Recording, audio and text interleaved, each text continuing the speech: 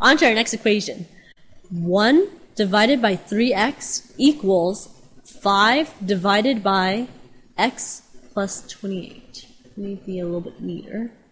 Okay, now, let's do our cross multiplication thing, right? And what we're going to do is we're going to do the cross loops. I'm going to make one red and the other one blue.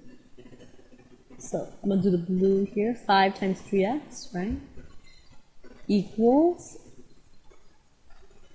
1 times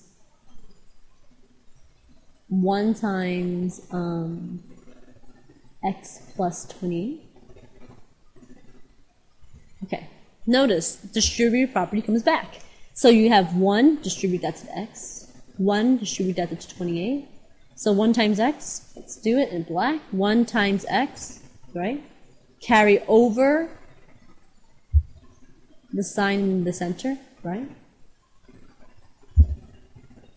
1 times 28. 1 times 28, right? Equals 5 times 3x, which is 15x, right? So 1 times x is 1x, or x. 1 times 28 is 28. And 15x. Okay. So let's just go ahead and solve this equation.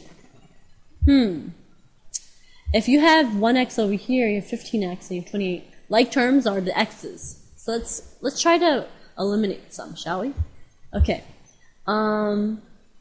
Now, here, the sign in front of your x is a positive. Whenever you don't see a sign, you can automatically assume it's positive, right?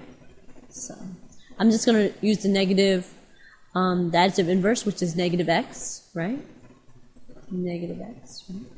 And then we're left with 28 on this side, equals 15x minus x. Remember, whenever you see x by itself, it's really equal to 1x. So what's 15x minus 1x? That leaves us with 14x's.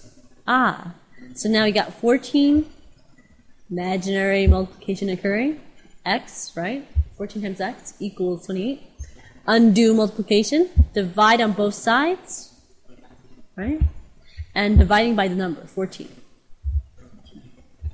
And easy enough, there you have it. It's going to be 2. So let's write it over, x equals 2. I always write it so that way the variable's on the left-hand side, so that way it looks easy to read. Okay, and that concludes.